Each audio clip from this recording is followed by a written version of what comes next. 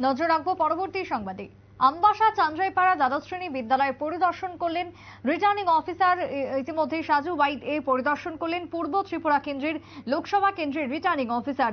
অতিরিক্ত জেলাশাসক বিবেক এইচ.বি সঙ্গে ছিলেন উপস্থিত। ধলাই জেলার অতিরিক্ত জেলাশাসক বিবেক এইচ.বি এছাড়াও 47 আমবাসা বিধানসভা কেন্দ্রের এআরও সঞ্জিত দেববর্মা ছিলেন উপস্থিত এই পরিদর্শনকে ঘিরে। আগামী 4 জুন অর্থাৎ 4 তারিখ ফলাফল ঘোষণা করা হবে গোটা দেশের লোকসভা নির্বাচনের। সেই ফলাফল ঘোষণা করা হবে এই রাজ্যেরও একই সঙ্গে। তাই তার জন্য রিটার্নিং অফিসাররা পরিদর্শন করছেন স্ট্রং রুম। দুটি কেন্দ্র থেকেই সেই ছবি ধরা পড়েছে, পূর্ব এবং পশ্চিম। তবে যে সমস্ত ইভিএম গুলো বা যে সমস্ত ভিভিপ্যাট ব্যালট বক্স ভরা রয়েছে স্ট্রং রুমে, সেই স্ট্রং রুম রয়েছে কড়া নিরাপত্তা বলয়ের মধ্যে। স্ট্রং রুমকে সিসিটিভি আওতায় মুড়ে ফেলা হয়েছে।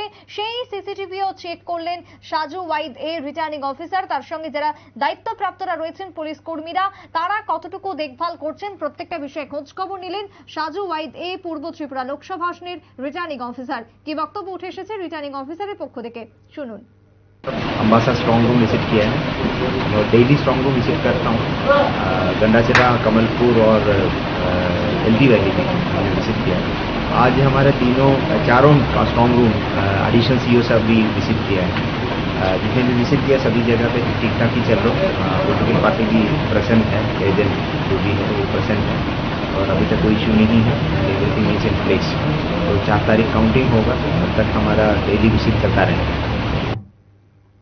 আপনারা শুনলেন পূর্ব ত্রিপুরা লোকসভা আসনের রিটার্নিং অফিসার সাজু ওয়াইদের বক্তব্য।